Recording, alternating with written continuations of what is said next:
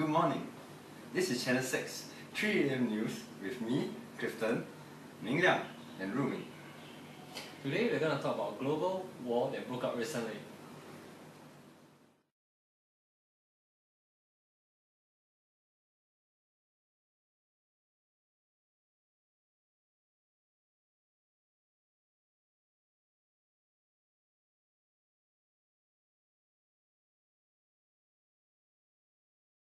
Nope, it's not that kind of war. It's the global currency war.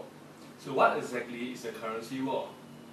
Xinhua News Agency, the official press agency of the government of the People's Republic of China, defines it as a situation where one nation, relying on its strong economic power, buffets its competitors and seizes other nations' wealth through monetary and foreign exchange policies. It is a form of economic warfare with co-premeditation, specific purpose, and considerable destructive power. Let's hear from Professor Ram for more in-depth analysis of currency wars.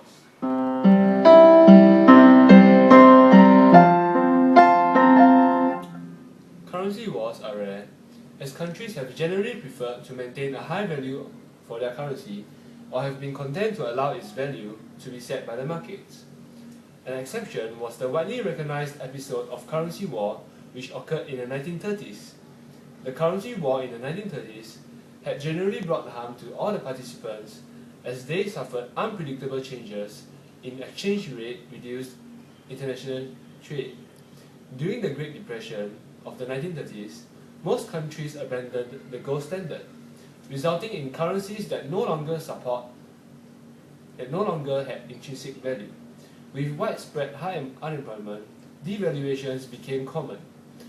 Effectively, nations were competing to export unemployment, a policy that has frequently been described as beggar thy neighbor. However, because the effects of devaluation would soon be counteracted by a corresponding devaluation by trading partners, few nations would gain an enduring advantage. On the other hand, the fluctuations in exchange rates were often harmful for international traders, and global trade declined sharply as a result, hurting all economies. The currency war of the 1930s is also generally considered to have begun in 1931 when Great Britain substantially devalued after taking the pound off the gold standard, and to have ended with the tripartite monetary agreement of 1936. However, in modern times, the current outbreak of competitive devaluation is being done using different mechanisms as compared to the one in 1930s. Thank you, Professor Ram. So why is this economic war a problem? And why is it still carried out? We will let our expert, Dr. K, talk about it after our weather report. Okay, now for the weather report. Today, the weather is sunny.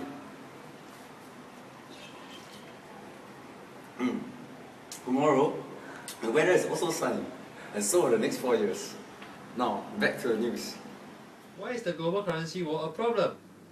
Individual currency devaluation has to involve a corresponding rise in value for at least one other currency.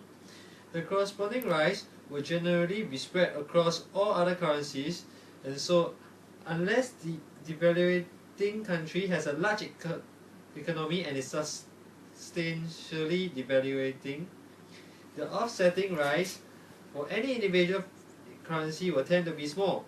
In normal times, the other countries are often content to accept a small rise in the value of their own country, or at worst be indifferent to it. However, if much of the world is suffering from a recession, from low growth, or are pursuing strategies which depend on a favorable balance of payments, nations can begin competing with each other to devalue. Devaluation can lead to a reduction in citizens' material standard of living, as their purchasing power is reduced both when they buy imports and when they travel abroad. It can add up to inflationary pressure. Devaluation can make international debt servicing more expensive if debts are denominated in a foreign currency, and it can discourage foreign investors. At least until the 21st century, a strong currency was commonly seen as a mark of prestige, while devaluation was associated with weak government. For widespread currency war to occur, a large proportion of significant economies must wish to devalue their currency at once. Why it was still carried out? When a country is suffering from high unemployment or wishes to pursue a policy of export-led growth, a lower exchange rate can be viewed as a potential solution. Devaluation has been advised by the IMF from the early 1980s as a potential solution for developing countries that are consistently spending more on imports than they earn on exports. A lower value for the home currency will raise the price of imports while reducing the price for exports. This encourages more production to occur domestically, which raises employment and GDP.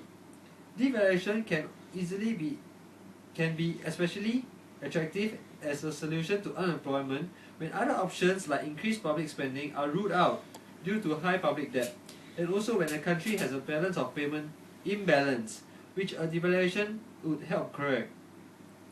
A reason for preferring devaluation, common among the emerging economies, is that maintaining a relative low exchange rate helps them build up their foreign exchange reserve, which can protect them against future financial crises. Thank you, Dr. K.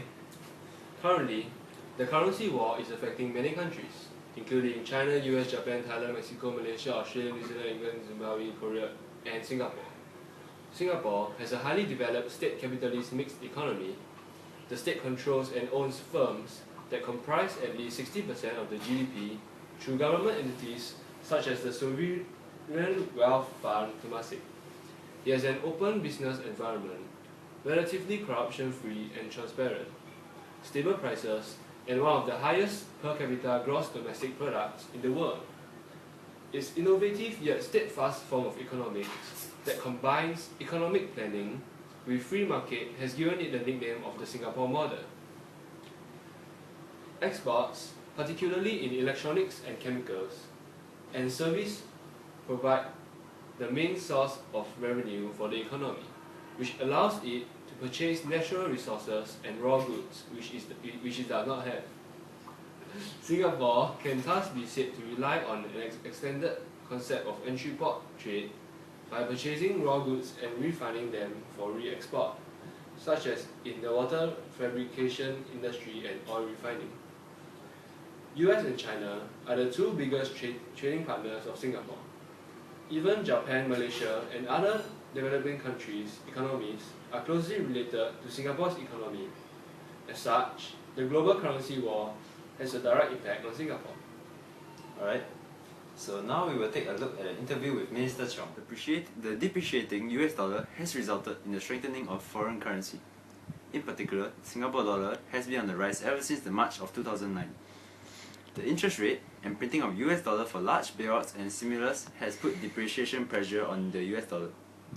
A few weeks ago, the Monetary Authority of Singapore has increased the trading range of the Singapore dollar, effectively giving the Singapore dollar more room to appreciate against the US dollar.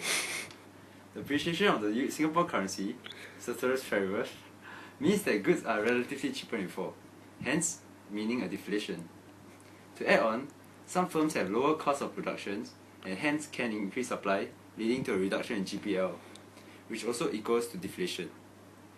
It must be noted, however, that on a whole scale, there is inflation rather than deflation due to other factors including hot money. This can deter investors from coming to Singapore as the cost of setting up their operations here has increased. Exports will also be more expensive, eventually eroding the competitiveness of our export. There has been a major surge in the prices of many commodities. The price of wheat has increased by about 30%. The price of corn in the past year has increased by about 50%. We can use corn to make all sorts of things from cornflakes to diapers to soft drinks. In a typical grocery store, at least a quarter of all the products used in corn in some form or another in production or processing.